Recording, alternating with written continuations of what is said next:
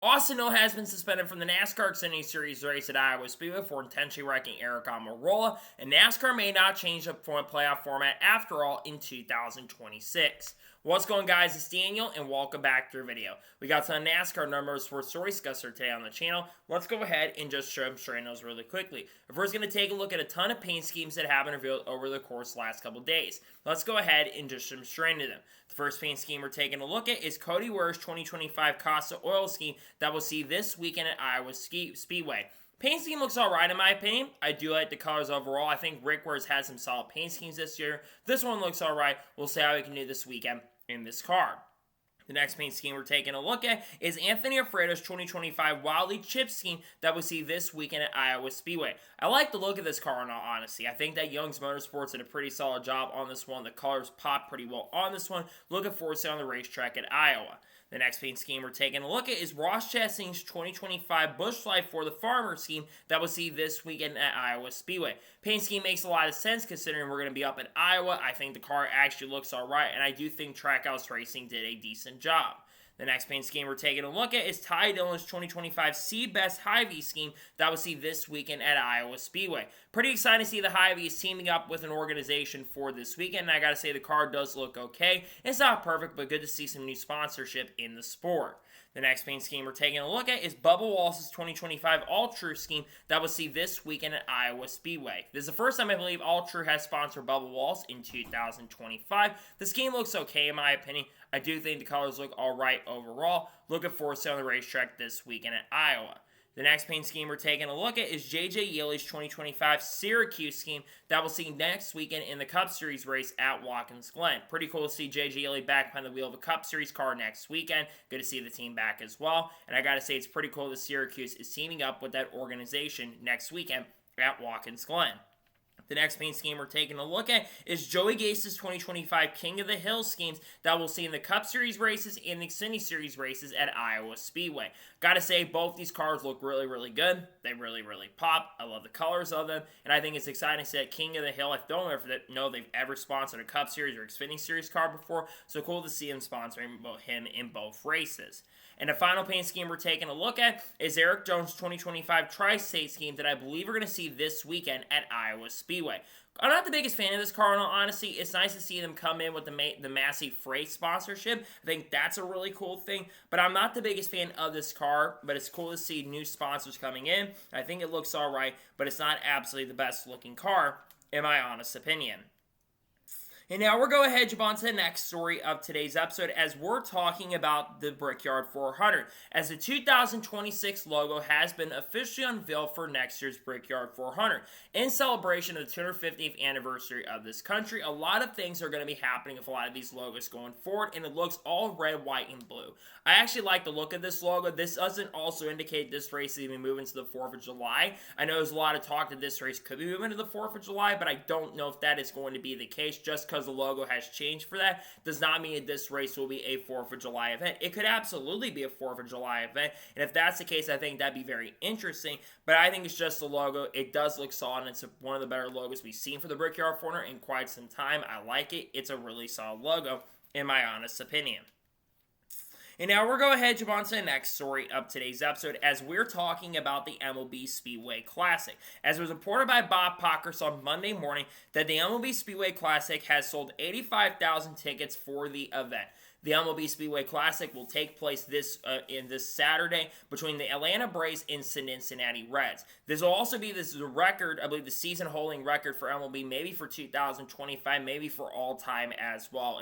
If that's the case, that would absolutely be incredible for an event like this. This is one of the biggest events we have, not just in MLB, but I think across sports as well, because if you got two teams playing at the legendary Bristol Motor Speedway, and I think having 85,000 tickets sold for this event, I think is absolutely amazing to see. Pretty cool that a lot of people are showing up and attending. Solid ticket numbers and solid ticket sales for this year's event at Bristol Motor Speedway. And now we're going ahead and jump on to the next story of today's episode as we're talking about the Brickyard 400 once again. As it was reported by Nathan Brown from the Indy Star that the Brickyard 400 had under 70,000 fans in attendance for this year's Brickyard 400. Now keep in mind it's down a little bit from last year. I believe last year's event got around 75 to maybe 80K last year, which for the first event back in the Brickyard is honestly not that bad. Now obviously there was a lot of talk about the attendance for the Brickyard 400 this year, considering obviously you have like 250 to 300,000 seats available, and it doesn't look really that great on TV. But guess what's going to happen? We're going to have events like Iowa potentially sell out with around 35 to 40,000, and people are going to praise that. You're going to have other events that don't get as much attendance, and people are going to praise that as well. I don't think 70,000 fans being out there, I know it's not as good as like having like less, but I think 70K is still a big number. You're not going to get 250 to 300,000 people to show up to a NASCAR race anymore. I don't think that's possible at this point. I mean, the Daytona International Speedway gets like 100,000 every time we have the Daytona 500. You're just not going to get those big numbers that you're really, really looking for. So to me, while yes, it's disappointing in some instances, still having 70,000 people attend is not as bad as some are saying it and claiming as it is. I do wish the number was a little better believed, but in my opinion, 70,000 fans is not terrible. To be honest with you, I don't think it's the worst number we have seen for an event. And now we're going to jump on to the next story of today's episode as we're talking about NASCAR Classics. Now, the NASCAR Classic account on Twitter or X confirmed that 4 new races have been officially added to the page, including the 2006 Gatorade Duels, the 2003 Pontiac Excitement 400 I think was confirmed as well, and also in recent weeks a couple more of those races have been uploaded. The 2003 Tropicana 400 was uploaded, the 2003 Auto Club 500, and also another race is uploaded at that time as well. They also uploaded a couple of the new 2025 races, including the most recent Cup Series race at Dover about a week or so ago.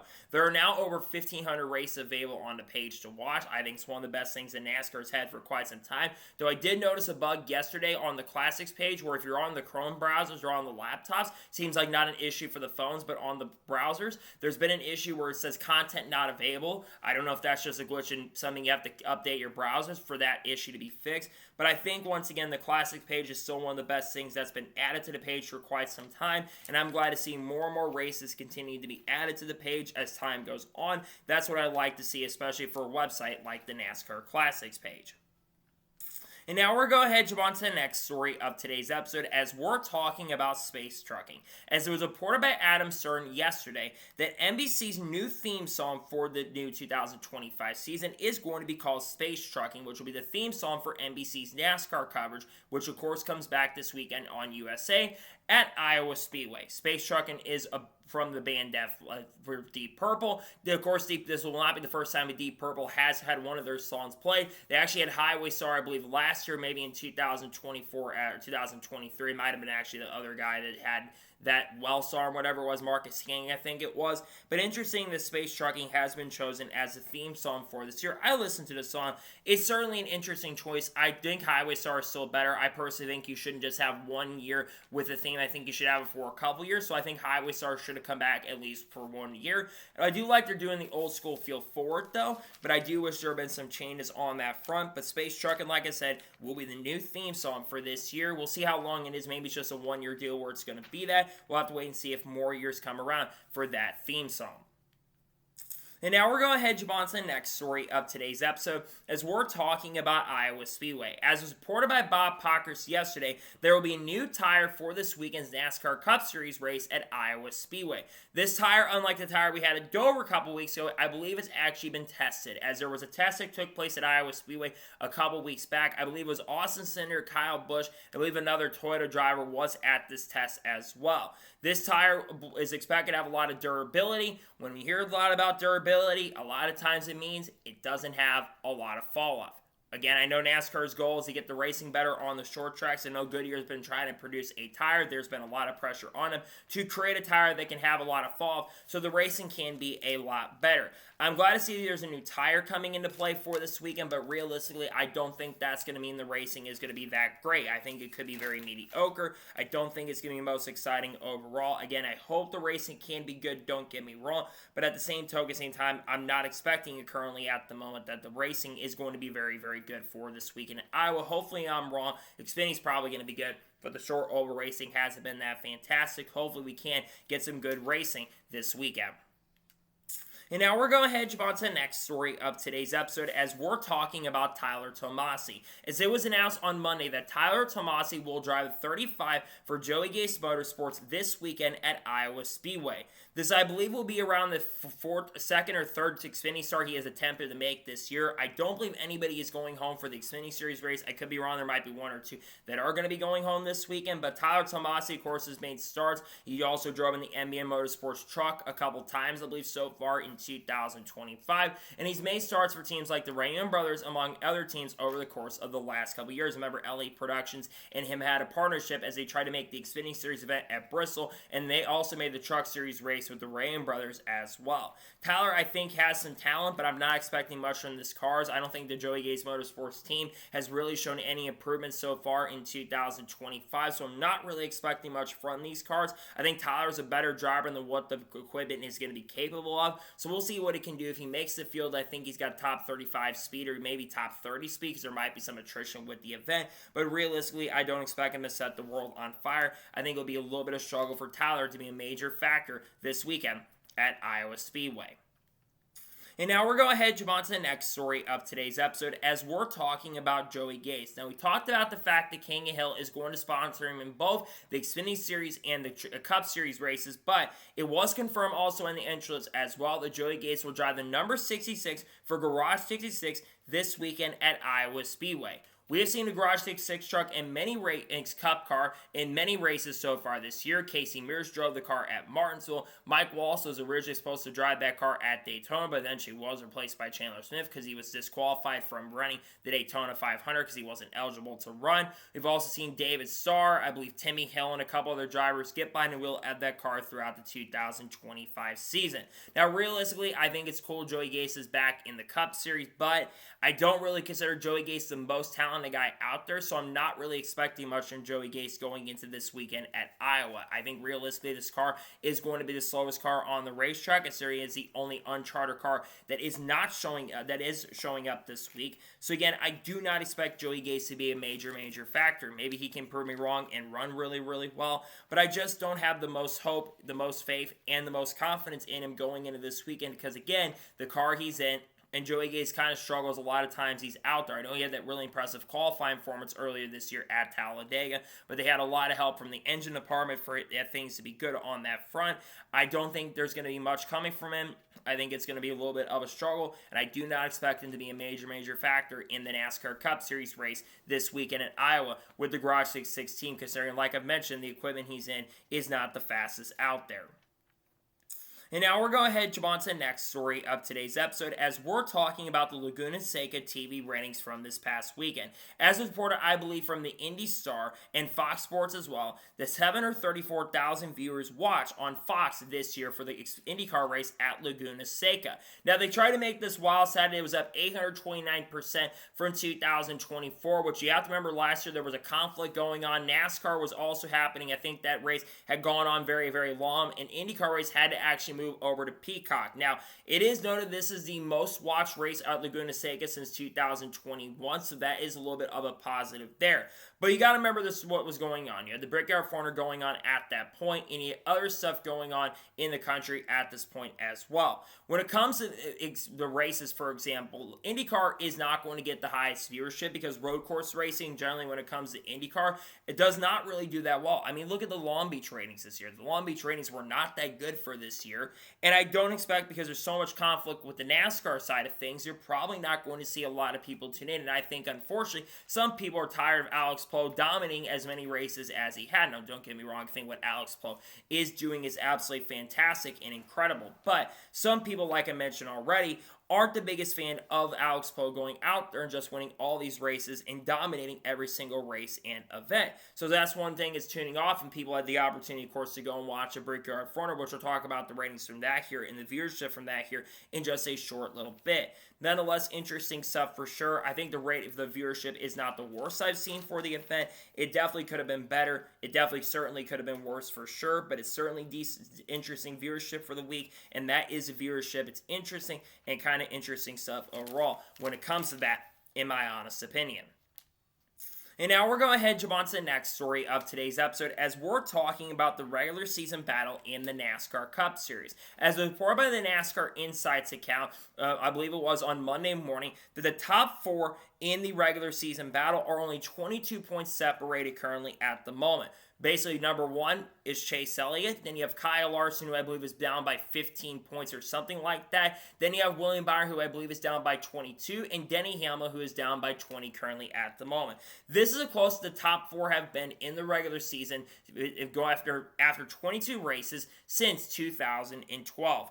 That is absolutely a really, really tight battle. And we'll talk about the playoff format in just a second. But imagine if this is the points battle we had going on.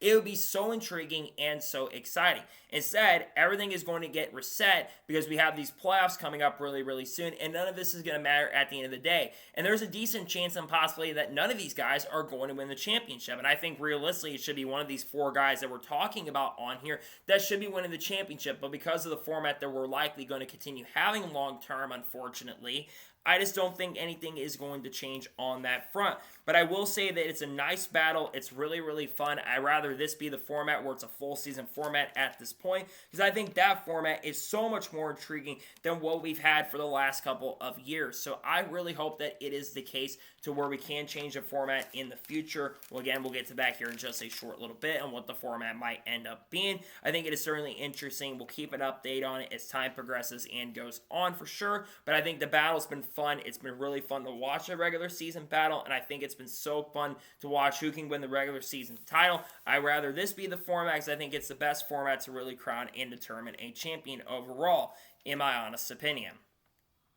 And now we're going ahead and jump on to the next story of today's episode as we're talking about Shane Van Gisbergen. Now, last night, Shane Van Gisbergen has been competing in these events called the Cookout Shootout that has been taking place at Charlotte throughout 2025. And Shane Van Gisbergen has been going down there to try to get better at ovals. Well, last night in one of the top events for the Legends Cars event, in the finale of the race, Shane Van Gisbergen was able to come across the line, hold off a hard-charging Jake Bowman to win the Legends Car event at Charlotte Motor Speedway. What is significant about this? Well, this is Shane Van Gisbergen's first ever oval win in the United States. This is a really, really big deal because the one type of track, we all know that Shane Van Gisbergen is excellent and really, really good on road courses, but the one type of track that Shane Van Gisbergen has not been as strong at has been the ovals. Getting better at the ovals is the most important thing.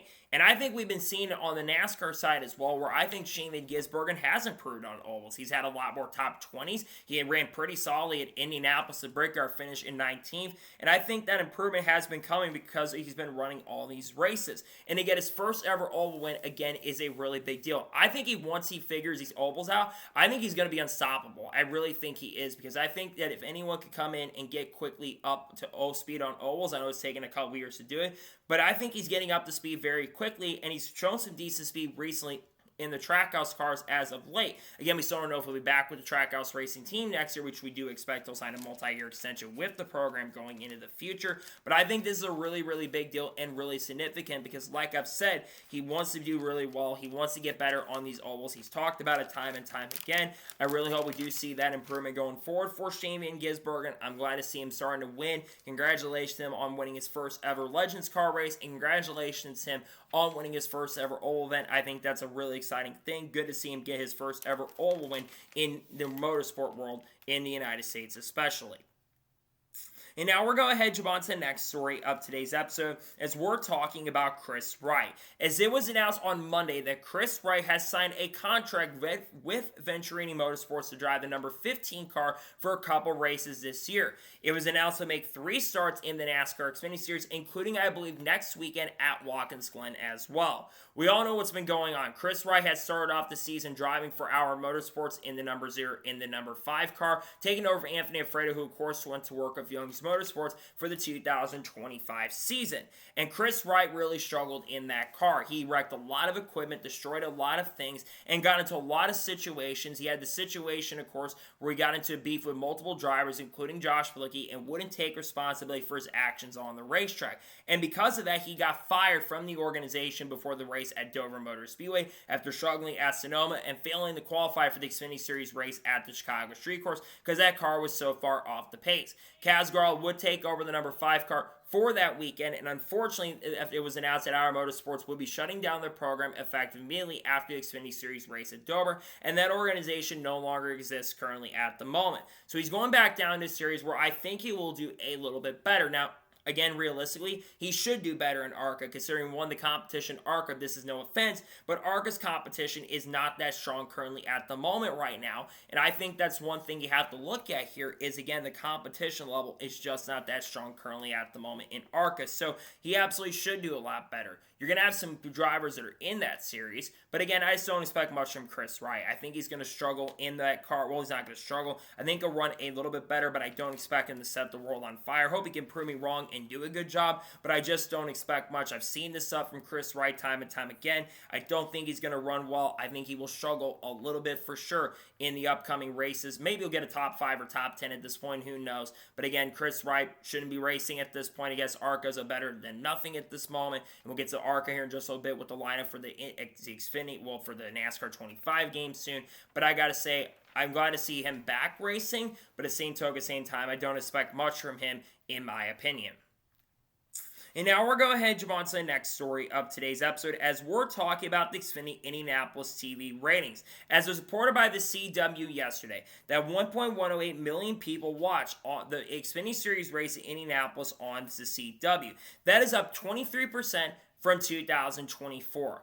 I believe so far this year, only 2 or 3 of around the 21 or 22 Xfinity Series races have had under 1 million viewers. So far this year, pretty much every single race has had over 1 million viewers on the CW. Having 1.1 million, I think that peaked over 1.2 to 1.3 million at the end of the event, even with the slight rain delay and a lot of the rain cautions that took place. You still had a lot of people that were able to tune into the event, which is absolutely a really, really big deal, because 1.1 million people tuning into an Xfinity race to see Connor Zilch continue his domination. Also, big reason I think you had the rating uptake is because you did have Kyle Larson compete in the event, which I gotta say, Kyle Larson had a shot at winning. Of course, he unfortunately spun out at the end of the event. But again, that's still a major, major increase, because last year, I think on USA or whatever network they were on, maybe NBC, only had around 800,000, 850,000. So now you had over 1.1 million people that tune into the event, which I think is absolutely amazing to see overall, because the more people that can tune in to your series, the better it is overall. So I'm glad to see that more people are continuing to tune into the series. 1.1 million is a really, really solid number. It's not spectacular. Well, it's actually really good for Xfinity. It's a pretty solid number in my opinion, and again, really exciting and good to see that the Xfinity Series continues to get the viewership that I think it deserves. It absolutely earns, and good to see that over 1 million people were able to tune in to the NASCAR Xfinity Series race at Indianapolis Motor Speedway. Really exciting and really, really good stuff overall, in my honest opinion. And now we're going to head on to the next story of today's episode as we're talking about Jade Avedisian. As it was announced on yesterday that Jade Avedisian has signed a multi-race contract with Venturini Motorsports and will drive the number 25 for Venturini Motorsports in 2 races in ARCA in 2025. She'll make her ARCA debut at DuQuoin, I believe, during Southern 500 weekend in a couple weeks from now or in early August, and she'll also run at the Las Vegas Bull Ring as well. Now, for those who do not know who Jade Avedisian is someone who has had a lot of success in dirt racing. I believe she's won some races in USAC, if I'm not mistaken, but she's also been transitioning herself over to racing in pavement, including winning a Cars Tour race, I believe, earlier this year. Now, granted, the guy who originally won the race got disqualified from the event, but a win is a win no matter what. Jade Avedisian is tapped as one of those drivers who has a lot of potential and a lot of talent to be very, very successful. And I think that going to types of tracks where she's been really, really good at, I think this could be a really big advantage for her. Because we've seen people like Taylor Reimer come in who may not be as strong on the pavement side of things as of yet, but we've seen her race on dirt, and I've seen Taylor Reimer do a really good job. I think she finished 2nd or 3rd at DuQuoin or the Illinois State Fairgrounds not too long ago, and now Jade is going to get that opportunity and shot to get behind the wheel. So what are my realistic expectations from her in those 2 races? Now, obviously, depending on who's behind the wheel of those cars, if Brent Cruz is in that 18 car for those couple races, I expect him to be the favorite to win because Brent Cruz is really, really good on dirt. But I've seen Jay make the final event, I believe, for the Chili Bowl. I've seen her contend for wins on the dirt side of things, and I think this is an amazing and a great and strong opportunity for her to get behind the wheel of a very, very competitive team in ARCA. I think she'll also do better than Kris Wright in the race that he ends up running if they're competing against each other. But nonetheless, nonetheless, I think it's exciting stuff for sure. I think Jade is a very talented race car driver. She's proven herself time and time again when it comes to racing and stuff like this, and it's just a phenomenal opportunity for her. I expect her to be good. Again, I want to see that female driver who can succeed. We thought we'd see that with Hailie Deegan. Obviously, of course, it did not end up happening, and that really didn't happen in any way, shape, or form. And other drivers who've ran in this series have kind of struggled a little bit. So we'll see what Jade Avedisian can do. We'll see if she can have the pace and speed. I do think she will have the pace and speed, but I hope she can prove us right and do a very, very good job and show some really good stuff with Ventrini Motorsports in a couple races in the 2025 ARCA season. Excited to see her get the chance and opportunity to get behind the wheel of that car. And now we're going to head on to the next story of today's episode as we're talking about NASCAR 25. As it was officially announced on Monday that the ARCA lineup has been officially unveiled for 2025 for NASCAR 25. Among those drivers that will be in the game include Brendan Butterbean Queen, Cletus McFarlane, who will be in this game, Corey Day, Isabella Robusto, LeVar Scott, Laney Bice. I believe I saw Brayton last year as well. Brent Cruz, I believe, is in the game as well. William Sawalsh. I saw Jake Finch will be in the game as well. Among other ARCA drivers will be in that game, including Cody Dennison, who's also known as Camel on YouTube with a massive fan base from his group.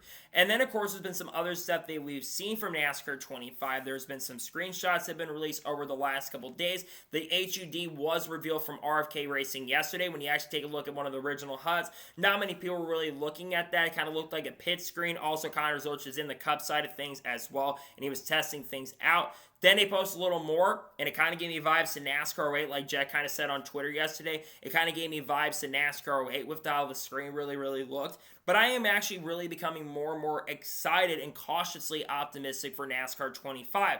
Now, again, I want people to understand these are just screenshots currently at the moment. I think it actually does look really, really good. But we've got to remember the most important thing. The game, number one, needs to play very, very good and needs to have good physics. And that's what the most important thing is currently at the moment, because we haven't had an amazing NASCAR game in quite some time.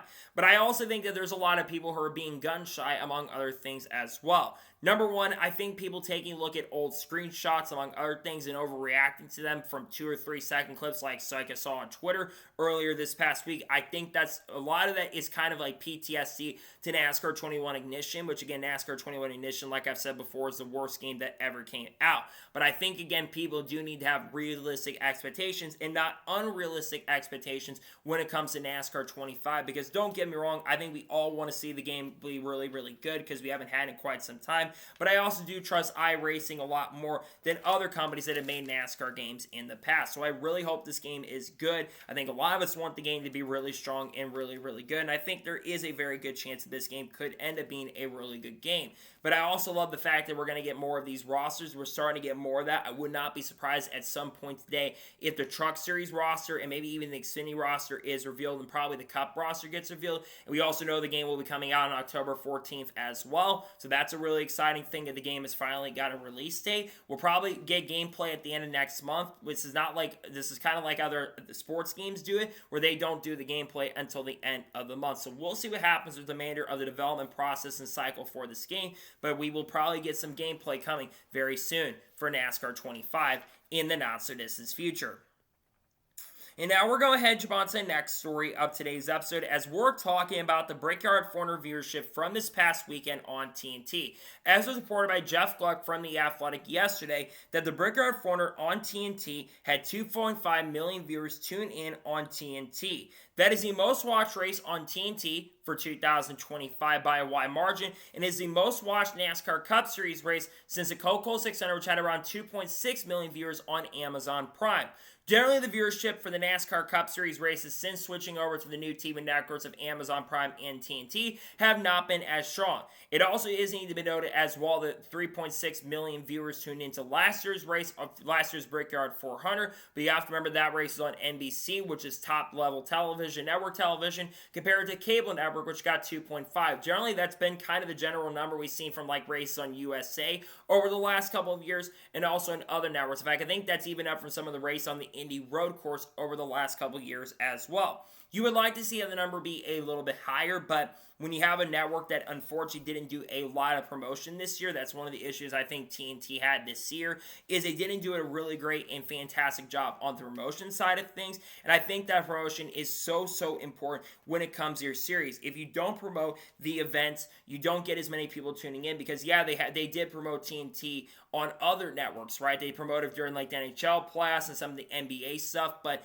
that was like a month before the season ended, and then of course they focused so much on the in-season tournament, and the coverage itself had its moments for sure this year where it was solid but not spectacular. But again, I do think that number could be a little bit better. I'm not sure if this race will be on TNT in 2026. We'll have to kind of wait and see, because the schedule is still being worked on at this moment right now, though I will say we're probably not extremely too far away from a schedule getting released and a schedule being officially announced. But I think the number is not horrendous. It definitely could be worse for sure, but it certainly could definitely be better. But I've seen worse ratings for events like this before. I'm glad to see a lot of people were able to tune in. 2.5 million is still a decent number, all things considered. It's not the worst I've seen, but it's a decent number for the event. And again, like I mentioned before, good to see that a lot of people were able to tune into this year's event. I wish the number would have been a little higher, but at least it's the most watched race on TNT, and at least for sure the most watched race we have seen since the Coca-Cola 600. The Crown Jewels generally do have a pretty big number for those events, so I think that number is at least decent, and it's not overall the most terrible numbers we have seen for the events, in my honest opinion. And now we're going to head on to the next story of today's episode, as we're talking about Will Brown and Brock Feeney. As it was announced yesterday that Will Brown and Brock Feeney have signed multi-year contract extensions with Red Bull Arm Pole Racing in Supercars through the 2029 season. They will continue to run full-time in the Supercar ranks over the course of the next couple of years. There is a lot of significance to these signings for a couple big reasons, because there has been talk and speculation on the NASCAR side of things that both these drivers could come over and maybe make the opportunity to go full-time racing in NASCAR. I believe Will Brown is around 28 or 29 years old currently at the moment, so Will Brown is going to be probably around 31 or 32 at that point. Now, obviously, Shane Van Gisbergen came over to NASCAR at 34 or 35 to run full-time, so Will Brown does have a couple years if he does want to come over and run full-time in NASCAR in the future. Brock Feeney, there was a lot of talk earlier this year that he was going to make some starts in NASCAR Xfinity Series competition, with there only being 1 or 2 Xfinity road course races remaining on the calendar. I don't expect that Brock Feeney is going to come over and race in NASCAR this season, but there is a chance he could come in 2026. And you got to remember this too, Brock Feeney, I believe, is not much younger than me. He might be around my age, I'm not entirely sure, but Brock is still a relatively young guy as well. But it's disappointing to see these guys don't want to come over and race in NASCAR, but it seems like some of the guys do want to race in supercar racing at this point, which if you're having a lot of success in a series, it does make a lot of sense. But we have seen that transition for a lot of drivers who have come over and had success in NASCAR. Again, Shane Van Gisbergen is a prime example. Just picked up a Legends car win last night. Obviously, there's been a ton of success from both these guys in their respective ranks. But I think about SVG, right? Shane Van Gisbergen has 4 Cup Series wins and 4 Xfinity Series wins currently at the moment, and is on the road to breaking more records in both competitions. And I think that he's going to continue that, being SVG is going to continue winning a lot of races over the next couple years on the road courses. I do think the drivers on the Cup side are going to get better at road course racing. You got Connor Zilch, who likely will be a full-time NASCAR Cup Series driver in 2026 with the Trackhouse Racing team. I do expect that to get announced here in the not-so-distant future, but I think it's really cool to see that both will get the chance and opportunity to, stay with Red Bull over there. I wish they would come over, do some NASCAR stuff, and again, there is certainly a possibility that they still could come over and do that here really, really soon. We'll just have to kind of wait and see what happens on that front going into the future, and we'll see if we do see here very, very soon, and potentially we may see a potential possibility of them coming over racing in the sport. We've seen people like Jack Perkins come over, and we've seen other drivers like Cam Waters make some starts, and they're trying to create some sort of truck series over there because he did have some success in that. So we'll see what happens, but currently at the moment, they'll be seen in supercars at least for the foreseeable future. And now we're going to head on to the next story of today's episode, as we're talking about Kurt Busch. As it was announced yesterday or on Monday that Kurt Busch will compete in the IROC event that will take place at Laguna Seca in a couple weeks from now. This will be the first time that Kurt Busch has competed in a stock car type of car since, unfortunately, his injuries in 2022. Obviously, earlier this year, doctors had cleared Kurt Busch to return to racing. Kurt Busch did compete in the Race of Champions, I believe was teammates with Travis Pastrana. I don't believe they won. I think another country did end up winning. Maybe the German people from Germany, like Sebastian Vettel and a couple other people that were involved with that might have won. I don't remember exactly for sure. But I gotta say, it's what's so cool about this is, again, Kurt Busch was not racing this year. It was announced, of course, earlier this year that Kurt Busch had been inducted into the NASCAR Hall of Fame. He will be joining Harry Gant, and I believe also will be joining another legend from the Pioneer side of things, and will be inducted in the NASCAR Hall of Fame. And I know Kurt Busch hasn't really spoken too much fully about coming back to NASCAR. There was some rumors and speculation about him being cleared to come back to racing, that maybe he could come back and race in NASCAR, but it doesn't seem like that is fully in the cards currently at the moment for him to really come back to the sport. But I think a lot of us would absolutely love to see Kurt Busch come back and race in NASCAR in the future, because I think that he could actually have maybe a little bit of decent success, or not maybe have the success, but I think kind of very similar to Carl Edwards. I think a lot of us want that closure. I think it'd be just really cool if Kurt got the chance and the opportunity to come back and, let's say, maybe do a one-off or a two-off for a couple races to kind of bring a lot of closure, because I don't think Kurt Busch got the really farewell share that I think he really deserved, and that was disappointing to see. He has still been involved in NASCAR, though, and he's been back more involved in the sport in the last couple weeks. He's been at multiple NASCAR races. He was at Mexico City. He was at Pocono, of course, given the command for that event, and he's been there to support 2311 Racing, which him being there the last couple weeks has really helped 2311 Racing, considering we have seen some improvement from 2311 Racing as of recently. They've shown a lot of improvement. They've shown a lot of progress in speed. I mean, Bubba Walsh just won the Brickyard 400, which is a really big deal. And I think a big reason for that is because Kurt Busch being there currently at the moment, helping out with the team and trying to help the organization at this point. So we'll see what happens for Kurt. I really hope we do see Kurt Busch come back and do some more events in the future on the NASCAR side. But it's been fun to see Kurt Busch come back and be involved in the sport in some way, shape, or form, and at least getting involved in racing once again is exciting. I'm glad to see that. Again, I wish we got to see him a little bit more than we have seen him, but same token, same time, it's good and really cool to see nonetheless that he is back in NASCAR, in the motorsports world, at least for a little bit. And now we're going to head jump on to the next story of today's episode, as we're talking about Stewart Friesen. Now, this, unfortunately, we're taking this episode to a little bit of a sour note, because I think if any of you have unfortunately seen the really scary and really unfortunate crash that took place in Stewart Friesen. On Monday night, Stewart Friesen was competing in a big block modified event up in Canada, I think maybe in the Quebec area, if I'm not mistaken, and Stewart Friesen was up, I believe, inside the top 5 in this event. On the white flag of the race, Stewart Friesen would clip the outside wall, would flip upside down, careen multiple different times, and unfortunately another driver who didn't get the opportunity to slow down, unfortunately ran into Stewart Friesen, had nowhere to go, and it was one of the worst wrecks I think many of us fans have seen in quite some time.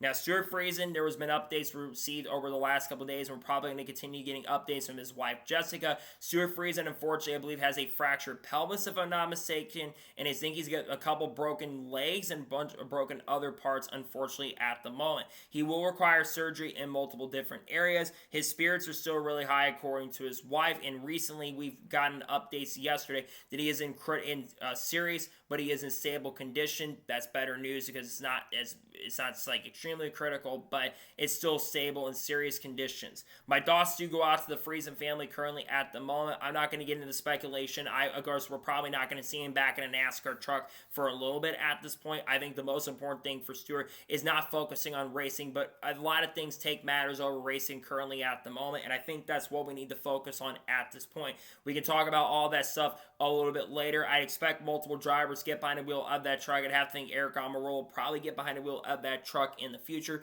but we'll wait for that to come out when the team releases a statement. The Truck Series, of course, is off this weekend at Iowa, but they are back next weekend at Watkins Glen, so I expect something probably come in the future on that front. But as more information does come out, we'll wait for that as time goes on. It's a really unfortunate situation. Again, it's one of the worst crashes I've ever seen, and currently at the moment, we're thinking about the Friesen family at this time. You don't want stuff like that to happen. It's unfortunate. unfortunate. It's been a tumultuous year for that organization and team. They, of course, won in Michigan earlier this year in the Craftsman Truck Series. They got on the shot and opportunity to make the playoffs this year. So we'll see what happens. We'll wait for stuff to come out, and more information will be shared throughout the next couple of days. I expect things to come out very soon on that front, and we'll see what we get here. But nonetheless, we're thinking about the Friesen family currently at this moment right now, and we're thinking about them. And again, the most important thing is make sure Stewart Friesen is okay. We're still thinking about Friesen and the NASCAR community and the motorsports community in general. I've seen a lot of drivers come in, support for him, Jesse Love, Corey LaJoie,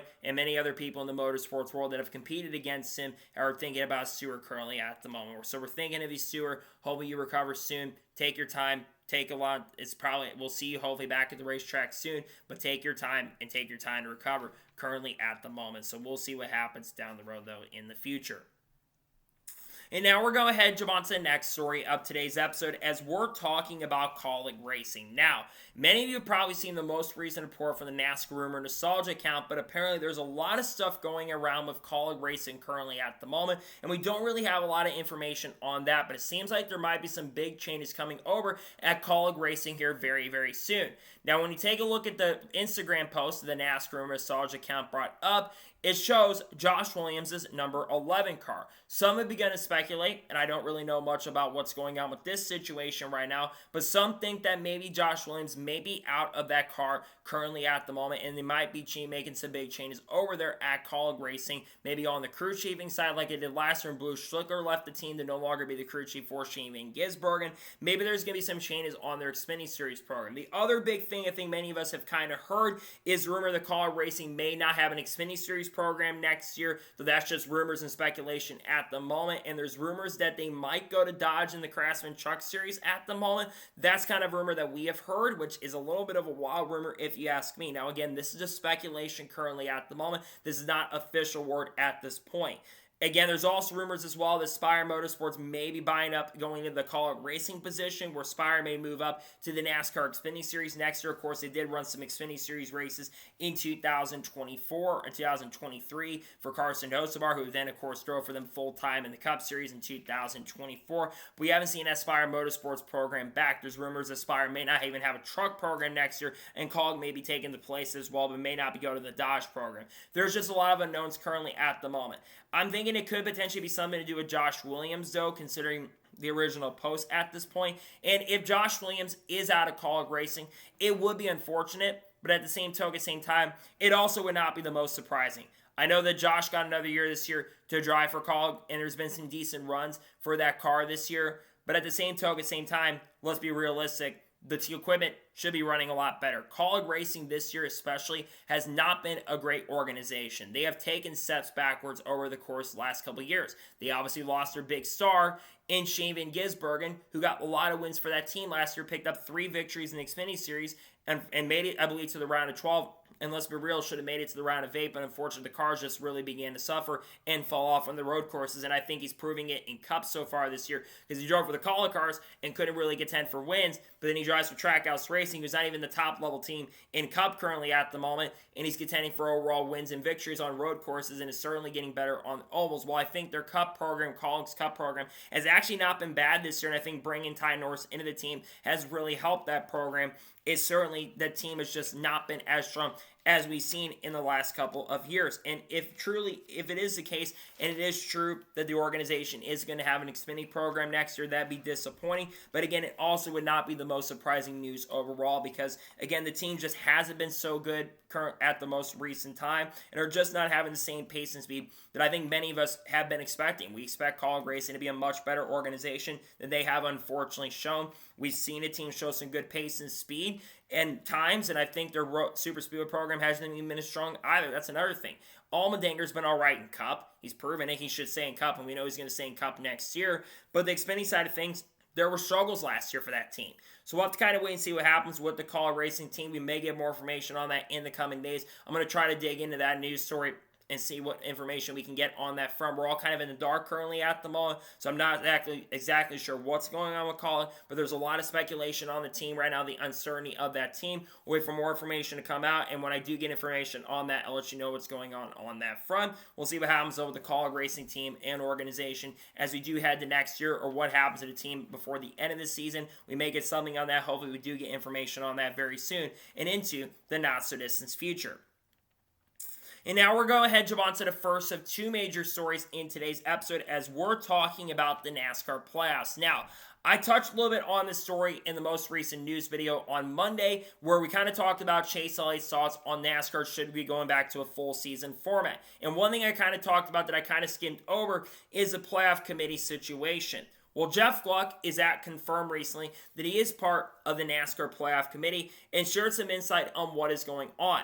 They apparently have only had 2 meetings currently at the moment, once at the Daytona 500 and once at the Coca-Cola 600. There's been some emails that have been transferred back according to Jeff Gluck, and there's been some information that's come out from that front, but there are a lot of people that are involved in the meetings, around 40 people, whether it's media members, former drivers, current drivers, and media executives that are part of these meetings as well. And according to what Jeff Gluck said, there was a 90-95% chance that the playoff format was going to change for 2026 up until a few weeks ago when the networks got involved. And according to what Jeff's saying, there's probably only about a 20-25% chance that the playoff format is going to change for 2026. He basically said because the TV networks are getting involved. Well, I think we know who that TV network is that doesn't want to change the playoffs format, and that is NBC. NBC has been around for over a decade at this point on the NASCAR side. And while I do think that they've had some solid coverage, they tried to push the playoffs toward the IndyCar side of things. And IndyCar basically said, no, we do not want a playoff format. We're not barking at the bullet. NASCAR, on the other hand, is kind of bent over to NBC's wills and demands over the last couple of years. And they have had to follow what NBC has wanted. Now, everybody in that room does agree that legitimacy is one of the most important things, and they say it again, that simplicity is the key. And it seemed like they were going a direction where they were going to get rid of the one race championship and other things as well. I gotta be honest, I am disappointed to hear, but I'm also not surprised at the same time, unfortunately. Look, I definitely have been outspoken about my thoughts on this playoff format. I'm not a fan of it. There's a lot of things that I have a lot of issues with it. Number one, I think that the one race championship needs to go. I know NBC probably wants that, and they kind of were saying, oh, NASCAR's the one who makes decisions, and we're just going to produce the races. No, you basically pay NASCAR $1 billion, NBC. We're not stupid here. But going back to my original thoughts, the one race championship, it should not be a thing. Because one race championship, there's too much that can happen in these races when it comes to crowning a champion. There's too much uncertainty. I mean, there's already a lot of uncertainty as it is, and then, of course, you have a lot of things that can happen in a single race. That happens regardless in any type of race, including the championship event. And it's not that Game 7 moment that I think they're really, really looking at. So I do disagree with NBC on that front. The second thing, the drivers being locked in on wins. Look, I think it's really good that Shane Gisbergen has had 3 wins so far. And to be fair, he's in the top 30 in the same. So we had the top 30 role. He would be in the playoffs currently at the moment and is only 28 points outside the top 20. And he's getting better on the ovals currently at the moment. So probably by the end of this year, he could still realistically be inside the top 20 in the standings, even throughout the remainder of the season. But let's be real and honest, Shane Gisbergen probably should not be in the playoffs currently at the moment right now. I get what he did, what he had to do, and he got those wins early in the season. But like I've mentioned, a driver that's been a little bit, at times, not amazing on the ovals, though like I said, he has shown a lot of improvement, probably shouldn't be in the old playoffs, just like Harrison Burton last year, except I think SVG's wins are a lot more legitimate, considering he's been really good on the road courses, but that's the system we've got currently at the moment right now. So I think winning your needs to go, and I think that needs to change. In fact, I think they need to go back to full season format. I think a full season format is the best way to crown a champion. 36 races throughout the whole entire season, and the drivers are driving a little different. I think you can have a full season format because you're not going to have that runaway champion, considering with the next gen car, they have fixed one of the biggest issues that the Winston Cup format had, is someone can run away with the championship. Now with how close everybody is together and everyone's struggling at times, you can't run away with the championship. You can't run away with it. I know Chase Elliott's been consistent, but it's still a very tight and really close championship right now if you had the full season format. So that absolutely needs to change. I really hope we get this right because At the end of the day, I'm just tired of there not being a single change. I think that the networks need to stop. NASCAR needs to also stop betting to the networks. IndyCar, I get they get a lot of money, over $1 billion with the media rights deal, but at the same token, same time, they need to stop betting to the wills of these TV networks, and they need to make their own executive decisions. Because yes, I don't agree with all the decisions NASCAR makes, and I think that because I think NASCAR doesn't like the system. I think that the simplicity, because if you just say simplicity, let's just say this full season format, driver scores the most points. You don't have to really get into stage points. You can keep the stage points, but you don't get playoff points and all that, and wins do mean a little bit more. If we're going to have a sort of playoff format, I'd rather go back to the original chase, but I don't think they're changing a playoff format, at least for this year. They've got to do something, though, with this system, because you can't have what happened last year. I think especially after how Laguna won the championship last year, you've got to make some sort of change to the playoff format, because this format, like I've said, does not determine who's the best. I get Logano did what he had to do to win the title, but it's not even like Joey Logano was the most deserving to win the championship. And Logano didn't really deserve to make it to the round of 8. The only reason that he made it to the round of 8 originally to begin with is because a driver failed post-race inspection. Not even on a technicality. It was on a technicality that he got in. So that's something that I think that these networks got to stop is basically, look, you're not going to beat the NFL. I think we all know this. NFL is king during the NFL season. NFL and those have had playoffs. And again, I'm so tired of them basically with this delusion saying they need this gimmick. No, you don't need this. You need to go back to full season format. That's the best way to crown a champion. I agree with Dale Jr. I agree with Mark Martin. I agree with Chase Elliott. I agree with Brad Keselowski, and even agree with Denny Hamlin as well. And Denny Hamlin even said if they went back to a more legitimate championship, he'd probably stick around for a lot longer. So we'll see what format they come up with in the future. But as of now, there's not any changes coming, which is disappointing. But at the same token, same time, it's not the most shocking news to hear. I wish we were changing the format, but as of now, they're not planning to change the format, which is really disappointing overall, in my honest opinion. And now we're going ahead and jump on to the final major story of today's episode as we're talking about Austin Hill. Now, we discussed the story on the channel last night when the news officially came out. But it was announced and confirmed that Austin Hill has been suspended for the NASCAR Xfinity Series race at Iowa Speedway. Now, why has Austin Hill been suspended? We'll get to that in just a second. He also will lose all of his playoff points going forward, all 21 playoff points that he has received so far in the extra playoff points that he could have gotten throughout the remainder of the year, because he will have to request a playoff waiver to compete in the playoffs, then being suspended for an event. He will lose all those playoff points currently at the moment. Now, for those wondering who will drive the number 21 car for this weekend, Richards Racing will not appeal the one race suspension. Their focus, of course, is to win a championship, which is shocking and surprising considering when they've gotten some sort of penalties, they've appealed. So a little surprised to see them actually make the right decision to not go ahead and appeal it. But the driver will be behind the wheel of the 21 for this weekend will be Austin Dillon. I get it makes a lot of sense considering Austin Dillon is the grandson of Richard, and Richard wanted to probably choose someone who is part of the family. But considering that Austin's also a little bit of history of right-rearing people, go back to Richmond last year where he right-reared intentionally wrecked 2 drivers for the win. Yeah, maybe not the best choice to get behind the wheel. Meanwhile, there could have been a better driver like Kyle Busch who got the chance and opportunity. I think Kyle Busch will probably give you a better shot at winning the race, certainly considering Kyle Busch had a really good shot in the 33 car last year. Anyways, back to what happened to Austin Hill. Well, let's go back to the Xfinity Series race at Indianapolis Motor Speedway. So, on around 10 laps ago, Austin Hill and Aric Almirola, I believe, were battling for around 5th or 6th position. They were battling for really good finishes. And both were battling really, really hard with around 10 laps to go in the event. Connor Zilisch had to lead over Taylor Gray.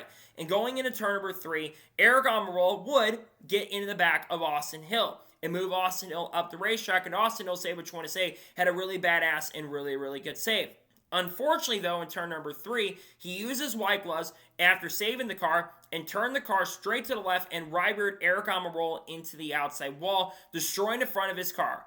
Aric would say that'd be the hardest hit he has had since the Kansas crash in 2017, where he had to sit out for multiple races in those events, and drivers like Bubba Wallace and a couple other drivers like Regan Smith got behind the wheel of that number 43 car. What made the situation worse was the fact that it was in a non-safer barrier area, which, again, that's another question. I don't know why we don't have safer barriers at Indianapolis Motor Speedway in that area where most of the other parts of the track do have safer barriers. I think Doug Boles is going to have to address it at this point. NASCAR has been very clear when it comes to stuff like this. Meanwhile, after that happened, Austin Hill went on the radio and had a rant after NASCAR would give him a 5-lap penalty. He basically told NASCAR to go F themselves, F NASCAR, F these rules, and all this other stuff. I didn't intentionally wreck him. Well, according to what the data shows, you intentionally wrecked him. You right-reared him down the straightaway, and this is not the first time that Austin Hill has intentionally wrecked people. He's not the first-time offender. Let's go back to last year at Charlotte Motor Speedway. Austin Hill, during the caution, would intentionally wreck Cole Custer, run in the back of him, jack up his rear tires, and spin him out down the back straightaway under caution in the latter portion of the event. Austin Hill, I believe, got some sort of penalty for the incident there, but he did not get suspended for that incident. And I get that Richard brought up the situation where Austin Cindric wrecked Ty Dillon and right-reared him down the straightaway. I do agree that Cindric should have been suspended, but they looked at the low-speed oval side of things, and that's one of the reasons why they didn't suspend. That's why they didn't suspend Kyle Busch after what happened at North Wilkesboro last year, but we're not going to get into that. NASCAR has been pretty bluntly clear that if you right-rear somebody at a high-speed oval at one of the most dangerous tracks in the country at times, you just can't do that kind of stuff. It's unacceptable and unforgivable what Austin Hill did. And unfortunately, like I mentioned before in the past, Austin Hill does not have he has unfortunately a really, really short temper, and he has a really, really short fuse. If you see him do stuff like this, which again, he needs to be calmed down. And what's funny about this situation is the fact that Austin Hill, it's not the first time he's, again, wrecked people, and he's lost his cool at times. I mean, he sent Maya Snyder to the shadow realm back in 2022 at Martinsville. He was someone that was trying to stand up in the media center and basically say, I'm going to be the example. So you're proving you're the example of someone who intentionally wrecks people, and you become the laughingstock for causing an incident and a crash on the backstretch and near the end of the event. And also going back to other situations, NASCAR has been consistent when it comes to these rules. Two big things, other incidents that have happened in the last couple of years. First, Bubba Wallace right-reared Kyle Larson down the straightaway at Las Vegas Motor Speedway in 2022. Right-reared him, Christopher Bell got collected in the crash, and Bubba Wallace got a one-race suspension. He, of course, tried to fight Kyle Larson after the incident, and Johnny Nemechek took over and substituted at Homestead Miami Speedway. Then 2 years ago, in 2023, we saw Chase Elliott after coming back from a snowboarding injury. He right-reared Denny Hamlin down the straightaway during the Coke 600, and Chase got a one-race suspension, got to keep his playoff eligibility, of course. And then, of course, we saw Corey LaJoie drive the 9, and Carson Ospar drove the number 7. Back then, though, you would keep your playoff points if you applied for a waiver. NASCAR changed those rules this year, that if you miss a race, if it's not a medical situation, you lose all your playoff points. So Austin Hill has unfortunately, has lost his playoff points here. And I think NASCAR is being justified by that at this point because, like I said, they will have to apply for a playoff waiver to make the playoffs.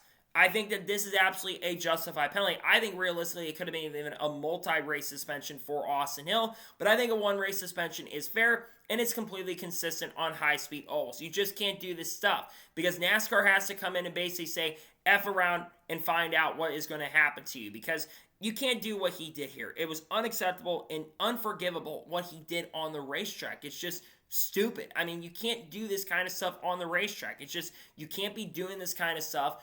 Austin Hill knows better to not do this stuff on the racetrack. This is not the first time that Austin Hill, like I said, has intentionally wrecked people and has done this stuff on the racetrack before. And unfortunately, when Austin Hill gets involved in incidents and situations, he sees red and causes incidents and potentially hurts people in these situations. And I just think that he has to learn to do better because I think he is a talented driver. He's won a lot of races, a lot of them, yes, on super speedways, but he's won at Homestead and he's won at Las Vegas. Two tracks where he's been pretty good at, and you got to be pretty talented to be good at those tracks. I just think for Hill, he's got to get his head on straight, and he's got to stop doing stuff like this. So I'm glad NASCAR came in and stepped up and made the right decision here because this is clearly the right decision to suspend him because, again, they've been consistent, and I'm glad his playoff points have been taken away.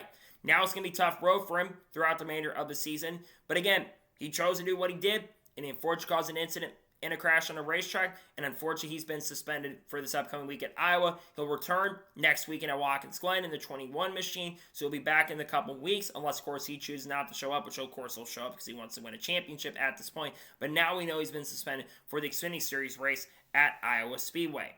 So, that is going to be today's Law NASCAR News and Motorsports News episode. I want to thank you guys for watching. Please subscribe to the channel, notifications on, so if I win a video, it does go live on my channel. If Follow me Twitter, Facebook, and Instagram, and support me on Patreon as well. Let's go below that and comment your thoughts below on today's episode. What are your thoughts about Austin Hill being suspended at Iowa? Let me know your thoughts in the comments below. And what are your thoughts about NASCAR not changing the playoff format for next year, more than likely? Let me know your thoughts in the comments below. Later today on the channel, we're going to have Xfinity Series race picks for Iowa Speedway. Tomorrow, we're going to have Cup Series race picks for Iowa. And we're also going to have the paint scheme video more than likely as well. Then on Friday, we're going to have a NASCAR news video, probably discussing news over the course of the last couple of days. And then, of course, we may have the reactions to the ARCA race as well, but I'm not sure. Saturday and Sunday, reactions to the Cup and Xfinity Series races at Iowa Speedway as well. Then Monday, we're going to have a NASCAR news video discussing news over the course of the last couple of days. On Tuesday, I'm probably do the intros video for the race at Watkins Glen. And we'll also have race picks potential on Tuesday as well for the truck race at Watkins Glen. We got content coming up. People like Haley Deegan, Shane Van Gisbergen, Carl Edwards, Kurt Busch, Kyle Busch, Bubba Wallace, Ross Chastain, Clay Zavard, Dodge, Ram, Frankie Muniz, Corey Day, Hendrick Motorsports, Alex Bowman, Kyle Larson, Chase Elliott, Bubba Wallace, the loss of a 23-11 in front row, Carson Coughlin, Sam Airshall, the Creed, all the good stuff will be dropping on the channel in the coming days and weeks. So anyways, like I said, I want to thank you guys for watching today's episode, and I'll see you guys next time for more great, awesome NASCAR content, other motorsports content on the channel like this. Take care, everybody.